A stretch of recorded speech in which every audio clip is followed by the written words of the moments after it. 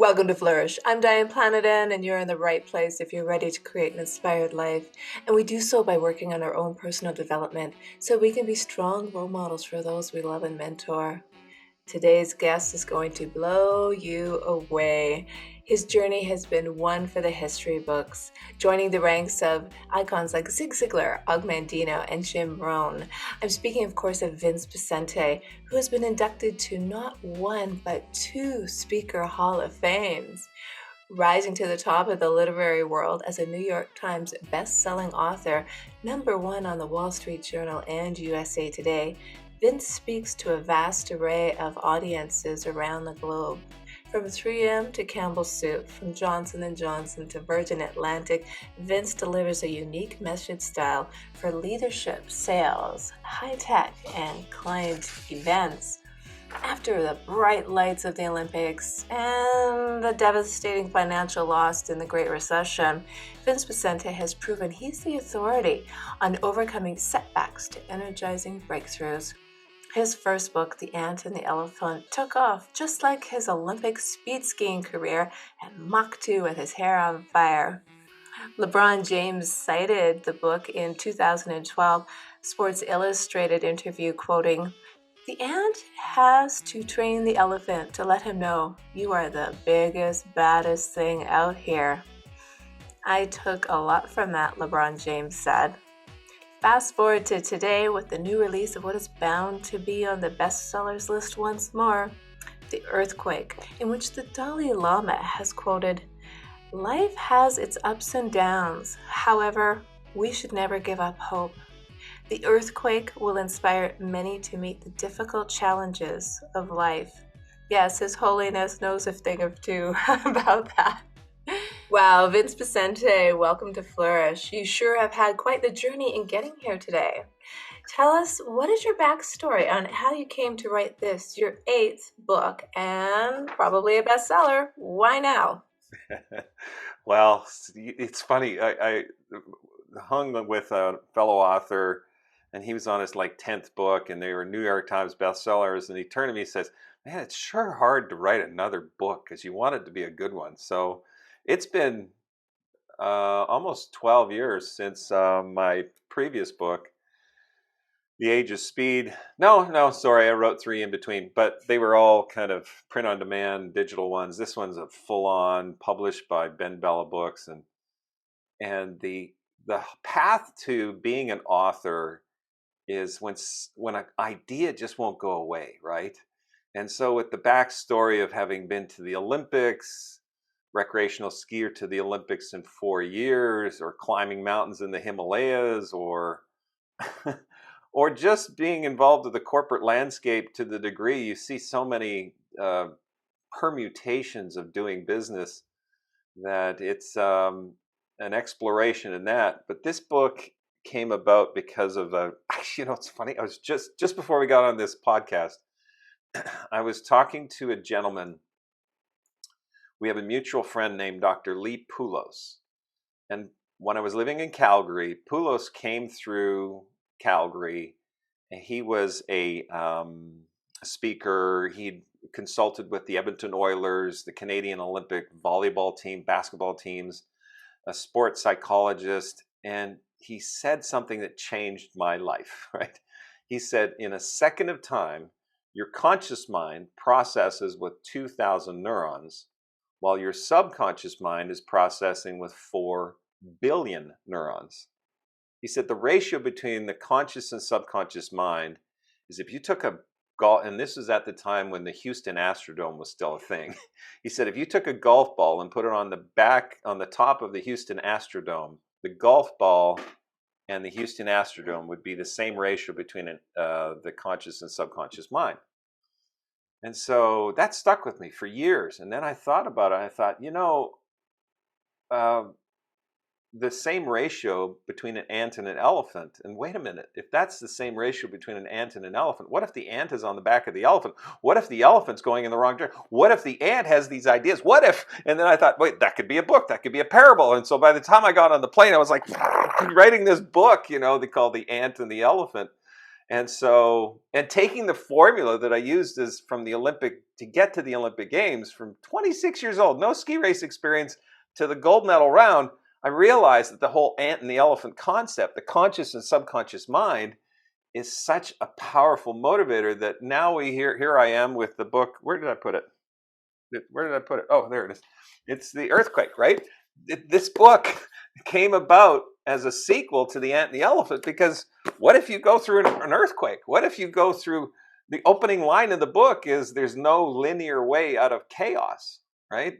And so here we are. You just realize you've got a concept. How do you kind of flesh it out and turn it into a book? And so, No, that's good. That's good. But I really love that at such a young age you were influenced by someone who has yeah, taken you through this journey through life, because you go in this earthquake from setback to success, from setback to success, and actually the earthquake just keeps happening. You just don't know when it's going to hit. right. But it's apparent in reading The Earthquake that you are a master storyteller, and the parable you use, it really does symbolize that conscious, unconscious, magical power that our neurons have. Yeah. Give us an example. How do you recover from a personal earthquake? All right, so you kind of gave us a hint there, because there's all forms of earthquakes. It's all forms of, the subtitle of the book is your journey from setback to breakthrough. So some of these personal earthquakes, these setbacks, are self-imposed, right? Deciding that you're going to leave a marriage and go on to do something else, or if you're deciding to quit your job and start a whole new business or whatever. These self-imposed earthquakes can rock your world to the degree that you go, what did I do? What did I do? How do I get out of this? So there's this sense of being stuck, or a massive sense of uncertainty. And then there's earthquakes that happen to us, bankruptcy, cancer, a divorce that we weren't seeing coming. And so to have these kinds of personal earthquakes, the same effect is really at play, but the uncertainty is amplified because you didn't do it by choice. It just kind of happened, but you're still in choice to do what. And so the uncertainty can truly be debilitating. Um, Hopefully that answers your question a little bit. Well, I mean, the world got caught off guard with this global pandemic. Yeah. Yeah. And you want to talk about an earthquake and the earth trying to shake us all off in a hurry. It's Yeah.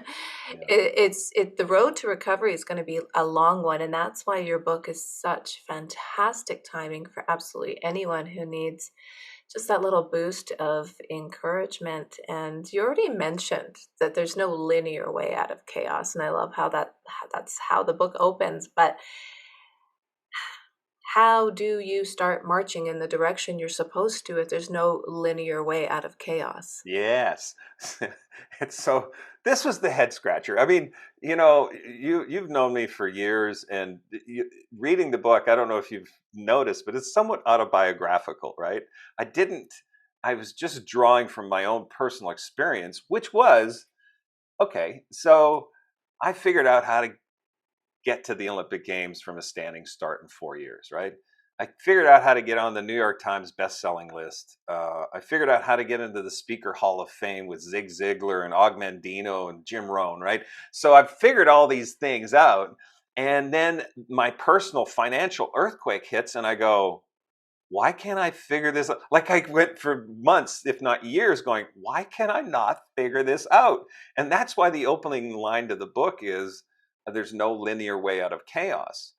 If that's the case, what is it? Like, and so I had the concept of the book 5, 6 years ago. I went, wait, there's got to be a way, but I had to live it to really figure out how, what I now call the solution loop.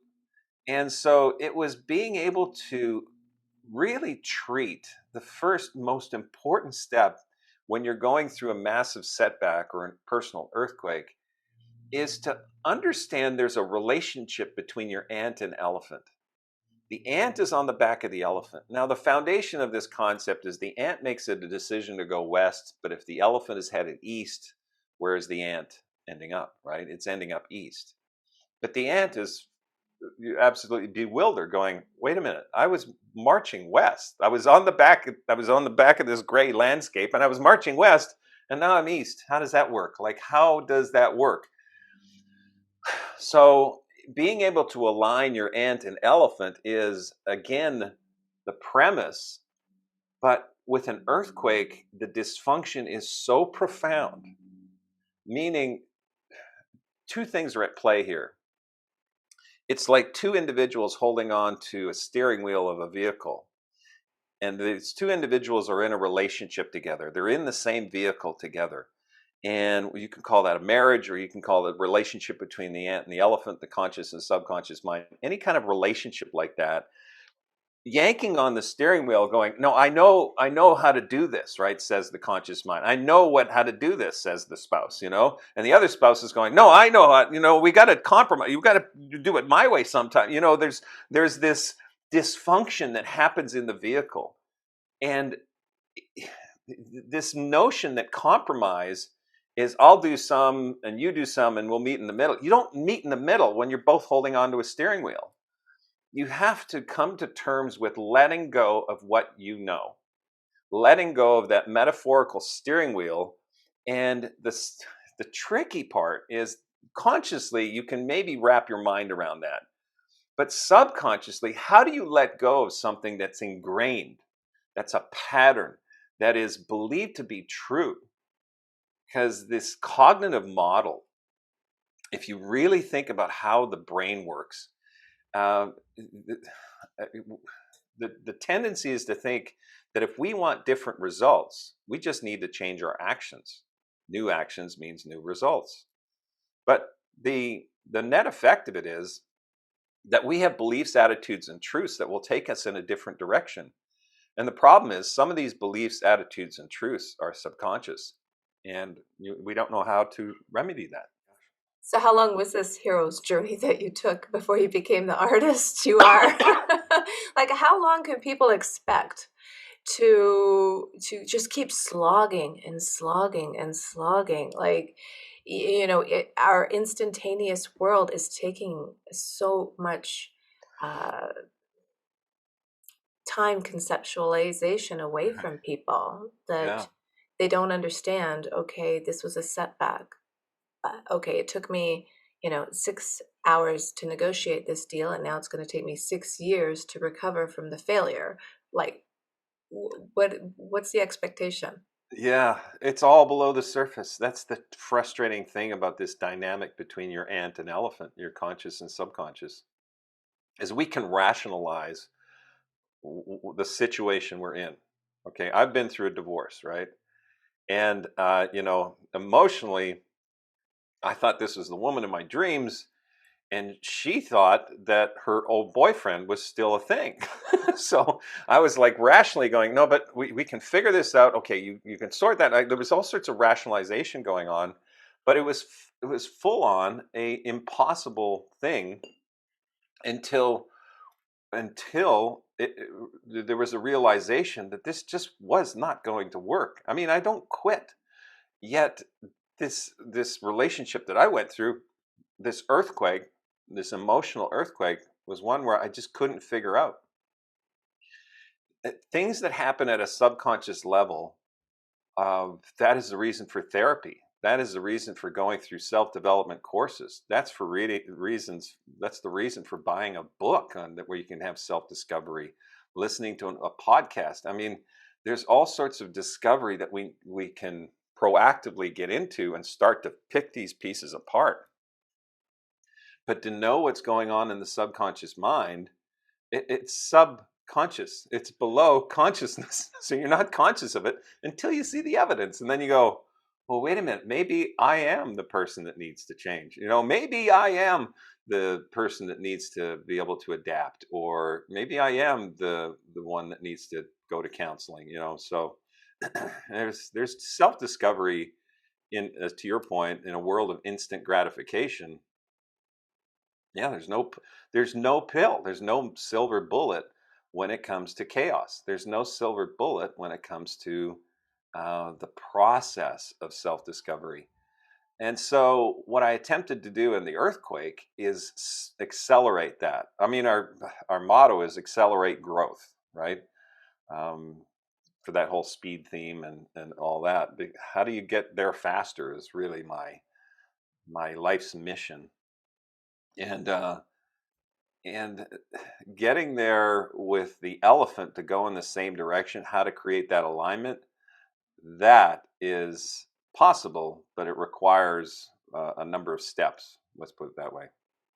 Right. Well, everybody faces adversity and they either thrive or they die. They either rise to the occasion or become completely deflated because that's a real thing. Yeah. But you quote in your book, when devastation gets in the way, through the middle of it is the way. That it's like the eye of the storm, you're in a tornado, that little sweet spot. We're not in Kansas anymore, but you're safe in the eye of the storm. But Mm. it's through that storm is the way. Is that the day? Is that the day that turns your life around when you realize you have to you have to pivot and keep moving? Yeah, well, you got one of three choices. One, you could stay put and just stay there, and the devastation, nothing happens. You can run away from the devastation, and guess what? It gets bigger. Or you can run towards it, and the wacky thing about that is it gets smaller.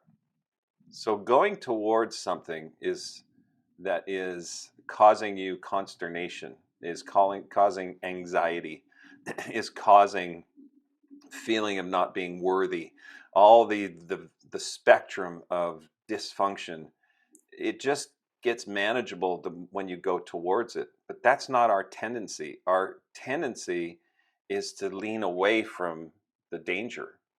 There's this metaphor for skiing because that's my thing. So in skiing, I've skied with individuals, and they typically get on steeper slopes and fall, right? Wait. There's what's happening. And the dynamic is that if you're on perpendicular to a flat surface, standing up, straight up and down, you will not fall over, right? That's just basic physics. But if you get in on a ski slope and it starts to get more of a slope, you need to stay perpendicular to the slope to have control of your skis. Now, not straight up and down. You're kind of in that ninja position, but the center of gravity through your shoulders and your midsection and your thighs and your calves, you're in that kind of ski ready position. You have to be perpendicular to the slope. So the steeper it gets, the more you have to stay perpendicular to the slope. But what happens is people go, I don't want to fall, and then they lean back. I don't want to fall there because that's dangerous. So being able to stay perpendicular, staying over your skis, being able to not necessarily lean into the danger and not necessarily lean away from the danger, but staying in that sweet spot of discovery uh, allows us to advance as going, oh, that's why that's how I can have control in this situation. And so, I mean, the ultimate lean away in dark times is suicide, right? I can't take this anymore. I'm out of here. It's tragic, and I've had friends that have committed suicide and relatives that have committed suicide, and it's just devastating because they just checked out. They couldn't deal with it. And then some who just lean so far into it that there's self implosion that happens, right? Trying to deal with it in different ways through substance abuse or whatever. And that sweet spot is just being in the chaos, knowing that you're going to figure it out as you go. So, you know, this is a side analogy, but I don't know how many skiers we have listening. But if you've ever skied in the trees, right, that is where the best snow is. It also happens to be where the trees are. And so to not get, annihilated by a tree, it's a very dynamic situation where you're not leaning back, you're not leaning forward, but you're in play.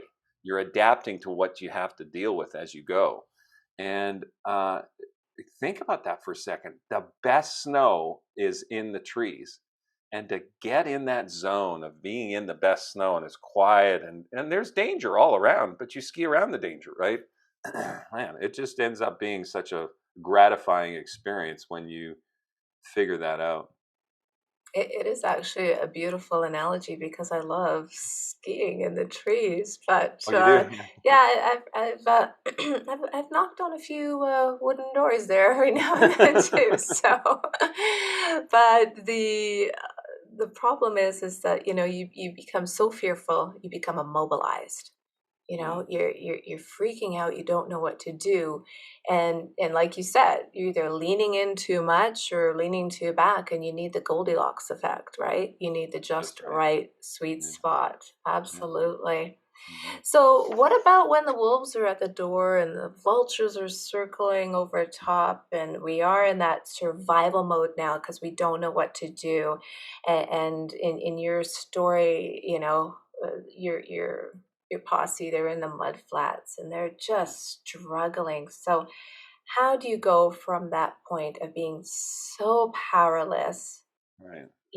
to stop being a victim? Where do you turn? Do you keep just releasing, like release, let go? But how do you get through those mud flaps? There's a lot to unpack there. So the first thing that comes to mind is three things: to rest, pace yourself, and then go with it. The resting part is a chance to be able to think of your brain as a very smart snow globe, and then in chaos, the flakes are just all over the place, right? And and so what rest does is allows those very smart flakes to start to settle where they belong, and the realization of what's necessary. I mean, guaranteed, my wife, when she goes for a run, as soon as that front door opens, she starts talking about what we should do, right? She's been processing what should, oh, I just had this idea, every single time because she's allowed these smart flakes to kind of settle. And then pace yourself. I mean, the whole concept of pacing in the age of speed, it's not a reflex. It's well, let's get it done. I can get more done. I've got this device here that I can get so much done, and then it's just being able to have this. And okay, and then the complexity shows, and then the snowball's going like this again. So the rest and then pace yourself of being able to be in that zone of conscientious consciousness, meaning you're very conscientious about what's going to be good for you and your world, and conscious of the dynamics that are going around you, whether it's a relationship or business or whatever. And then go with it means there's a certain flow that we will find ourselves in. Think of the life like, and this is going to be right out of a Chinese proverb, but don't push the river, right? there is there is a flow to the river, and you could just see it if you've ever been in a river. There's some parts of the river that are just the maximum flow, and some of it has eddies going around these rocks where you can actually take a break or whatever. So if you can use the river to go to your advantage, so if you rest, pace yourself, and go with it, you're going to be able to set yourself up for progress or growth. Um, and I wrote this book because it's just not linear. You're in a chaotic situation from the relationship that you've left, or the bankruptcy that you've gone through, or the diagnosis of cancer. And then we kind of get in this fight mode, which is another piece, Diane, which is think if somebody were to try and steal your purse, right? You would immediately get into fight mode. You would be pulling that back. No, they're not going to take it from you, and you're getting in that fight mode. Now, you're a very strong personality. I've known your family for years. You come from very strong stock, right? Like just anybody messes with you, they just didn't know who they're messing with, right? So you're in that fight. It's after the aftershocks from that fight, that earthquake, is when you start to realize how fragile we all are, that you are, that I am. And in that fragility, we can get stuck. Like you've seen people go into shock where they just don't, they just look straight ahead after a car wreck. They're not, there might have been banged up a little bit, but then the fight's over and now they're in shock and stuck. It is the human condition to not realize that this fragility is part of the experience of being able to get through to the other side. And and it's wonderful seeing that mental health is an issue that athletes are saying this is a real thing, right? People who are iconic, that are held up as these bastions of strength and determination and accomplishment. Some of them are saying, yeah, I was going through probably the hardest time of my life and I'm suicidal or whatever their issue was. Michael Phelps, the swimmer, right? I mean, there's so many athletes, Simone Biles. I mean, they stand up and say, mental health is a thing for all of us. And to be able to be in that space after the fight, after the earthquake, and try and figure this out is really part of the process. And like tree skiing, it's a dynamic that you kind of figure out as you go. And that's why the book might not resonate with certain people because they want something very prescriptive. Um, well, that's an illusion. Chaos, a prescriptive model from chaos is absolute fallacy. You will be in a dynamic and figure it out. Well, the nice thing is that the book, The Earthquake, it really prompts people to start thinking for themselves, Ah, to yeah, rather than it being, in as much as it was based on your own personal journey, the characters can resonate with everyone, regardless of their situation, regardless of where they are in their life right now. And you're right, these uh, public figures that have come forward and said, "Hey, guess what? I'm human too. right, It's right. okay to go on this journey." It makes me think of this family I know. Sadly, they lost their son to a car crash recently. And, everyone's gathering around and they're like, "Oh my gosh, blah, blah, blah, blah.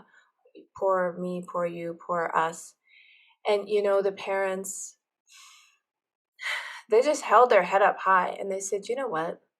We're not going to do that. We are grateful for the time we had with our son.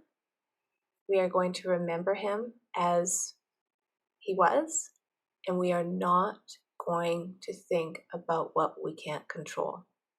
Hmm. And I just thought, wow, give me that strength, give me that energy.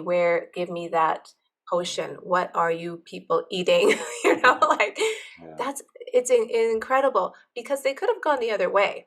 yeah, They could have gone into depths and despair and just questioned the universe until the end of time, right? right. So the fact that people are humanizing things and they're being honest and being out there, I think is a really strong standpoint for mental health. And honestly, your book touches on a lot of these Yeah, factors and the conscious, subconscious, and the ant. He can't see where he's going. The forest of the hare, the animal. It's like, tell me, how did our hero finally set his intentions to flourish? well, he had outside help. Number one, being able to set ego aside and say, who's got some information that might be helpful here, right? That is such a powerful part of the book. And then in the book, the mentor's name is Brio, and Brio actually in the book, I shouldn't give it away, but something happens to the mentor, and this whole feeling lost can be. Um, can push ourselves into this moment where we realize a theme in life is staying in choice. Like your friends who lost their son, they made the choice. And making good choices when the subconscious mind is determined to do something else, which might be I'm not worthy, maybe childhood wounds, maybe brand new ones from this earthquake you went through, like this feeling like you've lost it, I'm not relevant anymore, whatever the the narrative that's going swimming below the surface and it's just trying to feed this information. Um, Staying in choice is such a powerful tool.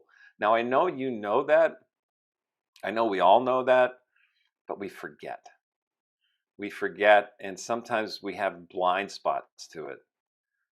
I was at an event. It was very small, just a kind of a house party with friends. I knew nobody at this party except my buddy who took me to this place. I didn't even know the hosts. They were his cousins or something. No, zero people except this buddy Carrie. There's a woman there from New Zealand. She starts to tell this story about how, I won't get into all the details, enough to say that she travels. Her ex-husband, they were on the rocks and they were trying to figure it out. Her kind of ex dies while she's gone on a business trip to the US, to Canada. And the ex's parents don't tell her that he's died, right? Okay. So she comes back like 2 weeks later. They've already had the funeral. He's in the ground. Things are done. And they made sure that she was not part of it because she was the enemy. She was evil. And it was a perfectly nice person, New Zealand, even the accent, you know. And so we're all just like, oh my gosh, oh my gosh. And then this family went out of the way to make her feel pain. And then they did this, and then they did this. And so this whole story went on for easily 25 minutes. And after she was finished the story, I pulled her aside and I said, I know you don't know me, and you might get mad at me for saying this, but I'm really curious. She said, what is it? I said, how many times how many times did that happen? She said, what? That he passed away? Once. How many times did this family do this to you? Well, once. How many times have you told that story? Right? And she went, oh. And she couldn't answer. She said, I don't know, 100, 200, I think. How many times have you experienced that story? Like if you actually not even told it, that you've gone through it in your mind? She said, thousands. I said, so it happened once, but you've experienced it so many times that she was in a position of victim, of being in a position of not choice, of which is when you're a victim, you have no choice. And so I don't know where she is now. I don't have any idea if that conversation. But I did leave her with this. I said, just take it for what it's worth. But you just got to stop telling that story. And as you know, that's in the book, right? I thought of this woman when I was writing that part of the book, because there's just somebody has to sit you down at some point and say, you got to stop telling that story. You got to stop reliving it, right? And Right. but we do this at this event, and somebody had said something, I can't remember the details, but you know how you walk away going, oh wait, I know what I should have said. Oh, I know what I should have said. Like there was all these things it only happened once, but how many times did I experience this, and how evil is that person for what they said? But they could have just been offhanded saying it, Like, so no kidding. Yeah. No, yeah, because our memory is for remembering, good, bad, evil, safety. It's right, not for wallowing, right? right. Uh, And keep just hanging on to those things, just staying in choice rather than reliving that negative or dysfunctional experience. This is all really, Diane, about turning the tables on the human condition. So mhm. if we are capable of replaying a negative experience and amplifying it, we're also capable of replaying a positive experience with the five senses of what it would look like, smell like, taste like, all the five senses, and then bringing in the emotion of what that feels like. and truly experiencing it. Let's make up a word. Experientialize. Experientialize that word to the degree that you've experienced it 1,000 times. That's very possible. That's positive. There's two facts. You'll gravitate towards your dominant thought, and you'll gravitate to that which you believe to be true. Right? So, are you the architect of your dominant thought, or is your dominant thought appearing to you? And are you the architect of that which you believe to be true? Or is the truth just appearing to you because that's the environment you're in, the truth you're being given, what people are saying to you, what you see in the mirror? Or are you in the architect of that? And again, we come back to the word choice. Are you choosing to be the architect of that truth and dominant thought? Or are you choosing to allow it to happen to you? And it's a really good question. Well, and that's why the book is so great, because you have to sit there and reflect. And there was a few parts in the book I'm like, oh man, this sounds like Carl Jung's talking to me here. Like it's really, really well put together, because it does give you some thought provocation, and you don't give people the answers, because each solution is individual, right? Can I ask you a favor? You intimidated me, and I want to show everybody why. Do you have the book? I sent you an advance copy, but you had to Oh. print it out, right? You have it Yeah, there? I went to Staples and I printed it out. There You we go. see all those Post-it notes right there? I saw that photo and I went, oh, nobody that I've done all these interviews with has done as much detailed homework as you have. And so very, very impressive, and scared the heck out of me before this podcast. I was going, how am I going to, she knows the book as well as I do. There's a lot of highlighting going on in there, that's Yeah, for that's great. sure. Very Yeah. impressive. Yeah, it was quite enjoyable, I'm gonna say. Thank you. Thank you I so love that. much. Thank you, Diane. Appreciate that. So let's get back to our hero's journey here. And one of the things they go through is an area called the Mazwali Forest. Very, very interesting. Yeah. Because just when you think, and I love the suspense in this book as well, it's really nice. They're on their road to recovery. They have the guidance, the wisdom of the owl. Everything's falling into place, right? It's the dominoes are perfect order. Right. And yet our heroes go down another dark path because somebody doesn't listen to their subconscious. That's right. Somebody is stubborn. Somebody goes, no, I got this.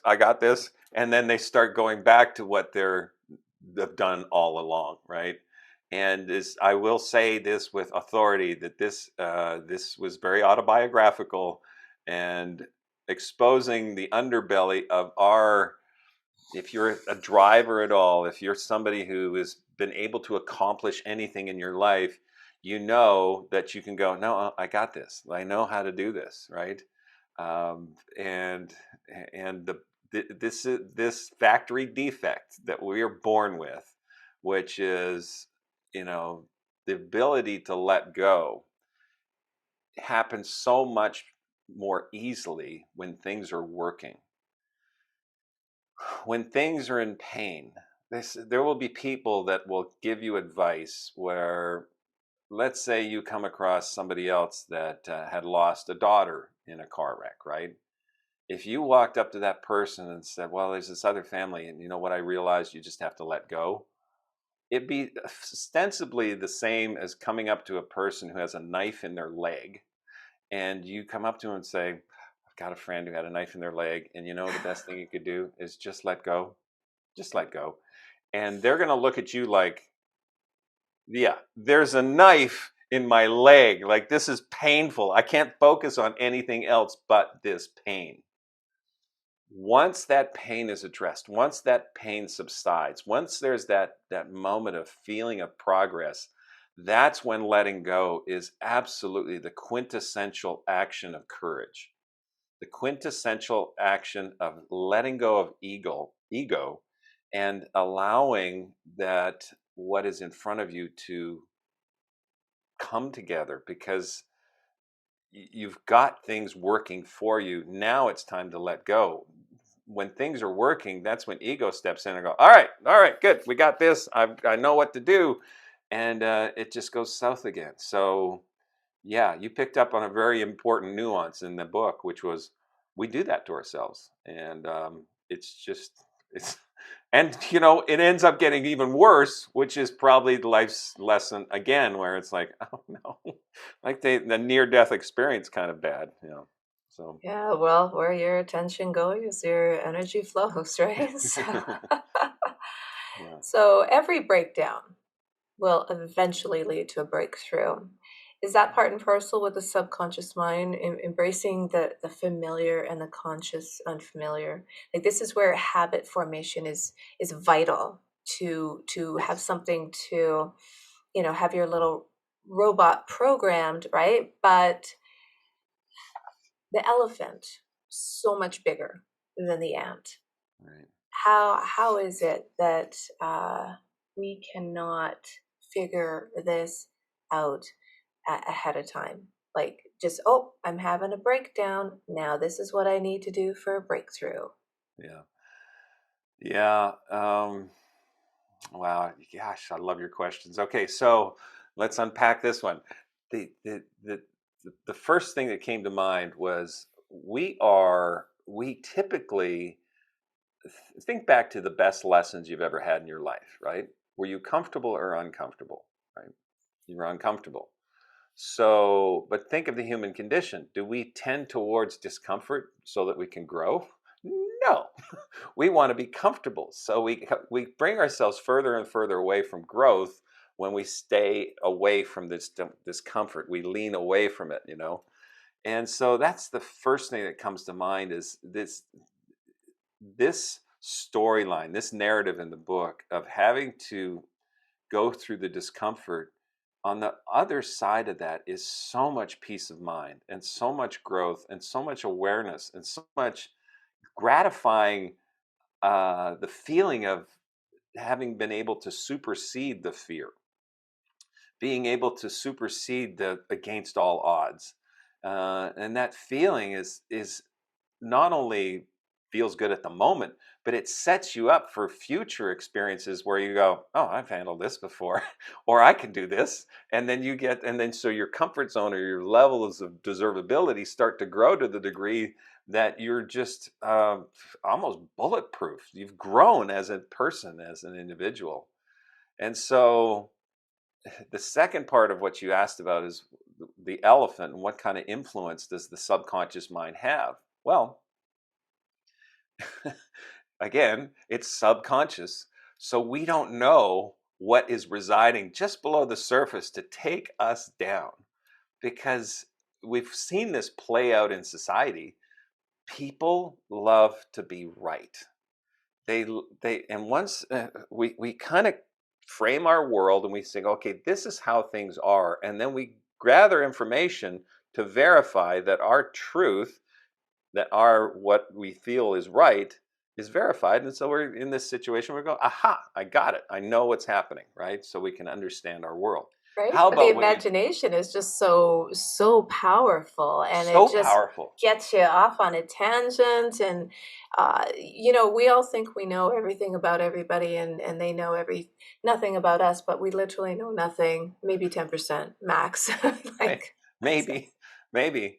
There's Diane. There's this documentary I've been really high on lately. It's called Behind the Curve, and it is about people who believe the Earth is flat. Mm. Okay? And it would be a layup for them in the documentary to make fun of these people. It would be too easy. I mean, it would just be, look at how ridiculous they are. But that's not what the documentary is about. It truly says, tell us how you believe this. Like, we want to understand what you believe to be true. And it follows this narrative that each person that's profiled in this documentary. And it really comes down to how vehement we can become in terms of what we believe to be true. When you go through an earthquake, when you go through a personal earthquake that is so devastating, a truth in your imagination can ferment to the degree of being so crystallized that it is you're unable to deviate from that imaginary truth. And that's why I can feel so desperate. That's why I can feel so um, difficult to change. And this whole concept of letting go of that steering wheel, of creating a third reality between your conscious and subconscious mind, which is a massive order. I mean, it's, I hope I didn't trivialize that in the book, because that is such, that's why the narrative in the book takes so long for them to get to that point of grasping the contradiction from what the conscious mind is thinking and the subconscious mind is thinking, and allowing another reality to play out. And that may take us time. In a world of instant gratification, that may not feel acceptable, but this process of discovery starts with grasping that contradiction and then throwing yourself immediately into what is that alignment that's possible. And Right. then, And yeah. yeah, Sorry, go ahead. Sorry. well, yeah, I might be getting ahead, but it's really, then you get curious. Just stay curious. I mean, once you're in that space of having let go of that dynamic, well, what is it? If I'd have been remotely curious when I saw those the people in my backyard, I went, I mean, it's my birthday. What's going on? You know, I could have kind of processed it that way, but no, I was locked in. My head was down.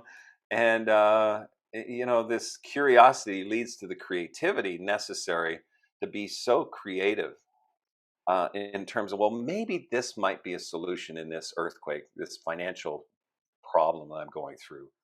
And then testing it out. And then if it has traction, then it's going to take you out of those aftershocks. If it doesn't have traction, you got to go back through. Well, what am I hanging on to? And so this it's called the solution loop, and just you can stay in that solution loop for a long time because it's actually kind of fun in a way, not in a masochistic way at all. But to be able to kind of be in that space where, well, does this work? Does this work? Because something's going to have traction and then pop you out. And then there's a whole new world that's available to you. Um, and, you know, we did it when we were in college. You go in college going, I'm going to be a doctor. And then I'm in college going, I'm not going to be a doctor. What's going on here? And then I started to say, wait, I'm interested in sports marketing. Wait, sports marketing. Oh, that's interesting. So I start going down that path. And then I find out about the Olympic Games. I go, that's really interesting. And so this solution loop is just, you're in this process of discovery where you find yourself being interviewed on a podcast because you wanted to be a doctor in college. You know, it's just a life experience. Yeah, and it's difficult for people because when they become so overwhelmed that they don't know what to do, they become immobilized and they're like, what do Yeah. I do? And then, they start reaching out, and you're right. They do listen to podcasts and read books, and that's really good. But the one thing I loved about your book is that you're not leading people down the golden path of manifestation. And if you think about it, it will magically appear because there is more to it than that. Mm-hmm. So, how have you used the solution loop? Because there's all these steps, and you use this beautiful example of plumeria flower to get you through those steps. And honestly, there what, six steps, seven? Yeah, there's 6 in there, so I had to Kind have of a go bit of. like, how come step number 5 takes so long to get to? That's the first thing that I'm like, oh my gosh, how come I Yeah, can't just go to step 5, right? yeah. You know why? There's a good answer to that. We are conditioned to go, what do I do? I mean, we ask people at a party we've never met before, what do you do? Right. We are conditioned to go into doing mode because let's go back to the cognitive model because this is really interesting. When I learned this, I went, oh, so our conditioning to say these actions will create these results. if I do this, I will get these results. Inaction will create results. So we're in this kind of loop of action, results, action, results. The way the brain is set up is there's beliefs, attitudes, and truths. Think of that yield sign of those three things having a filter. Information is going to pass through that filter of our beliefs, attitudes, and truths. We'll then make a judgment. From that judgment, we'll take action. And from that action, it's often a self-determined prophecy of the beliefs, attitudes, and truths we had in the first place. So this notion that it's what we do to create our results, it's more about our beliefs, attitudes, and truths. The tricky part is that most of these beliefs, attitudes, and truths are subconscious. They're below consciousness. So information's passing through our subconscious mind, and we're subconsciously judging that, and we're acting on that subconscious judgment. So, this I may make belief, attitude, and truth because of what I've seen. This person broke my pencil.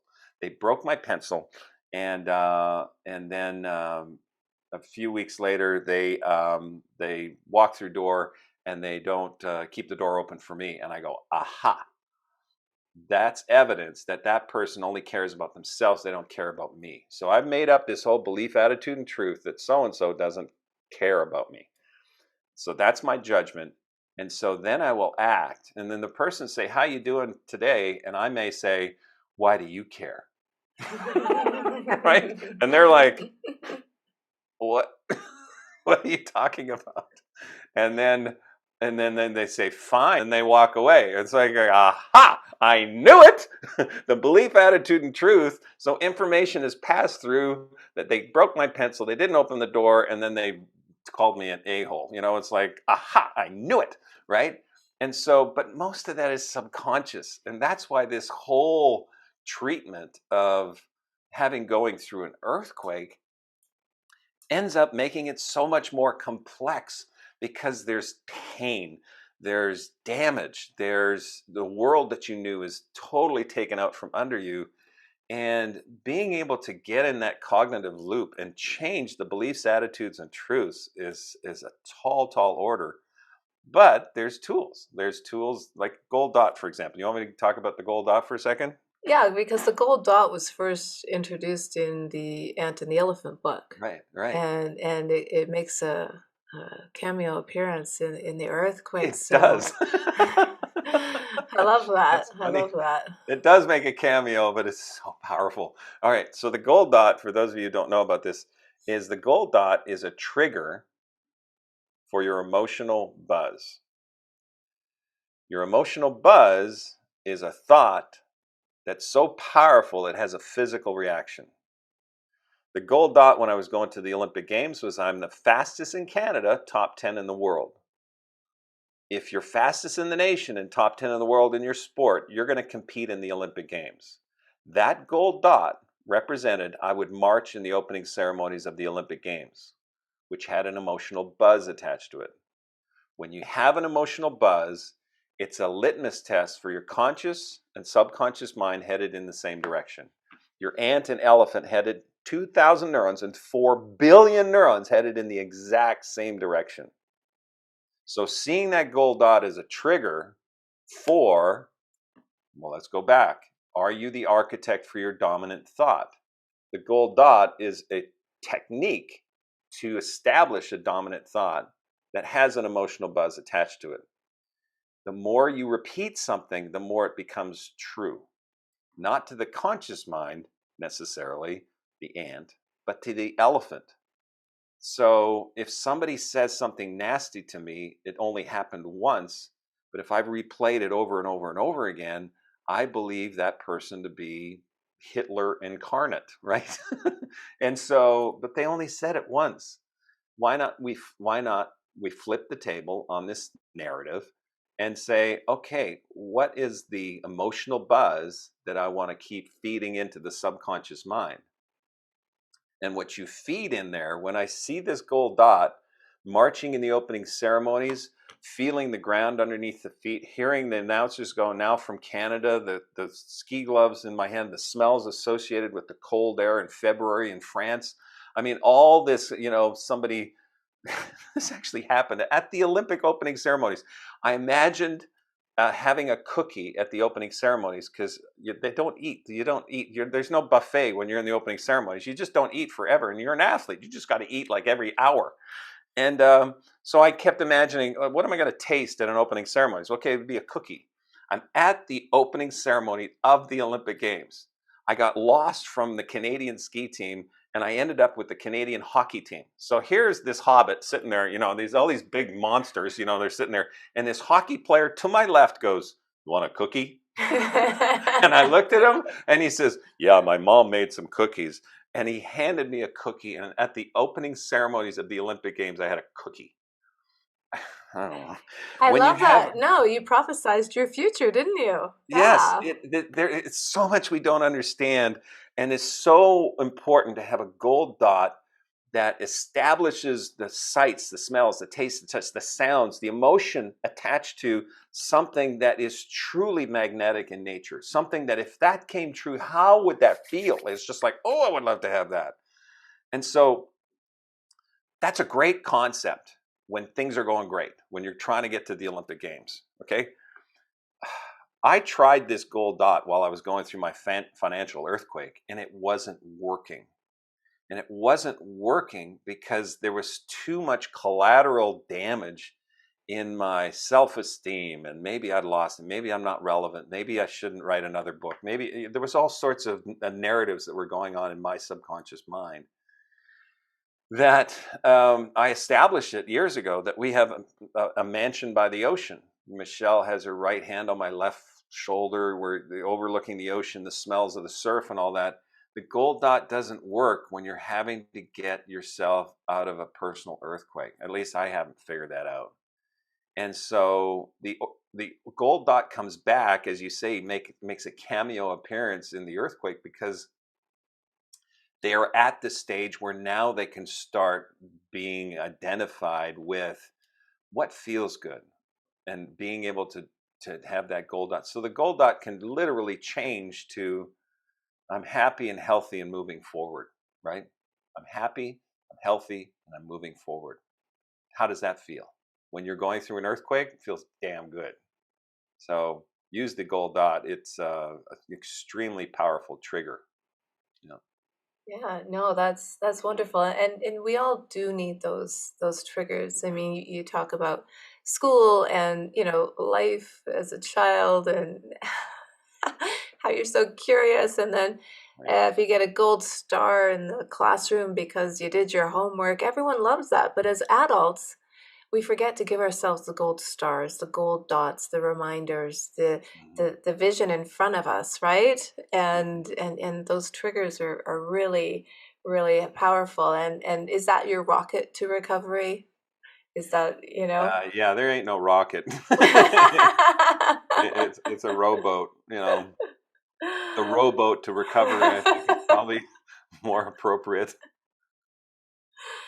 There's a quote in your book I wanted to share with our audience. It says, "When you are present, the past and the future no longer have power over you.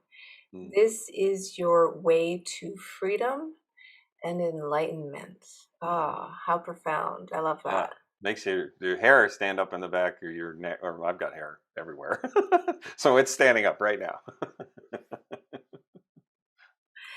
Is that the mantra you live by, or do you have your own personal mantra? Yeah, yeah. My personal mantra is similar to that, but I've phrased it as a question, and it's very simple.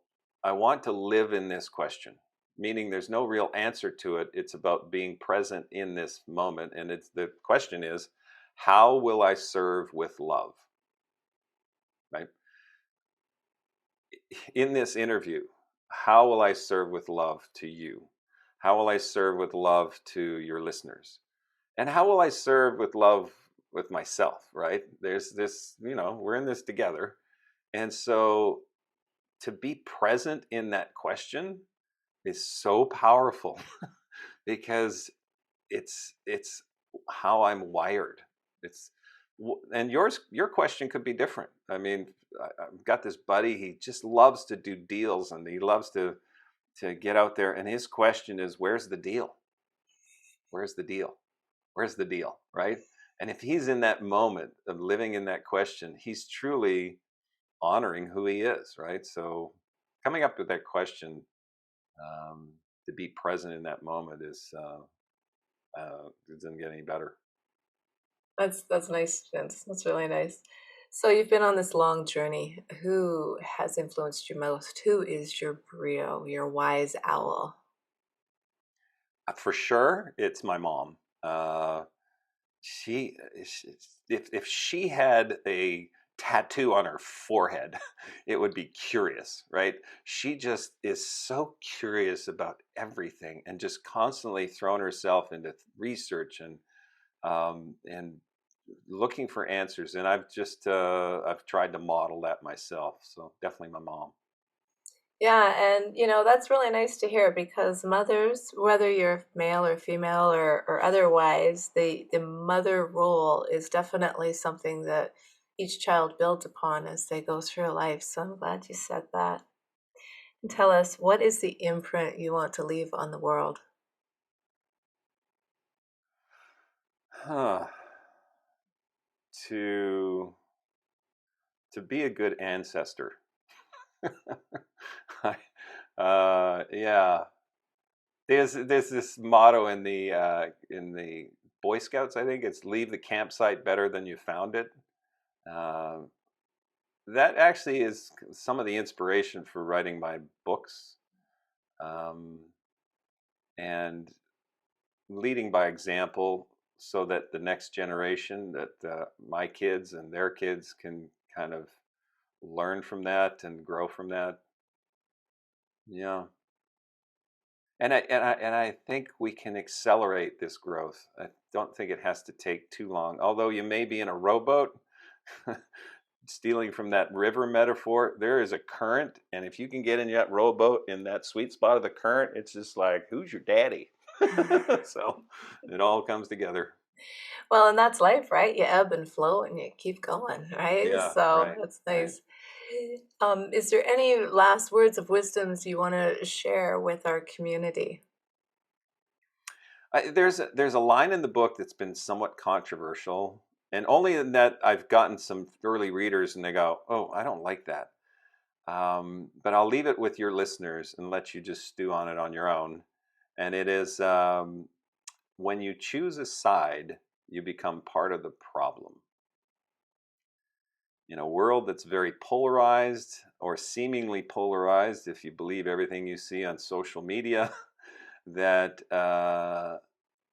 when you choose a side, there are issues that unintended consequence from choosing that side. So uh, we're in this together.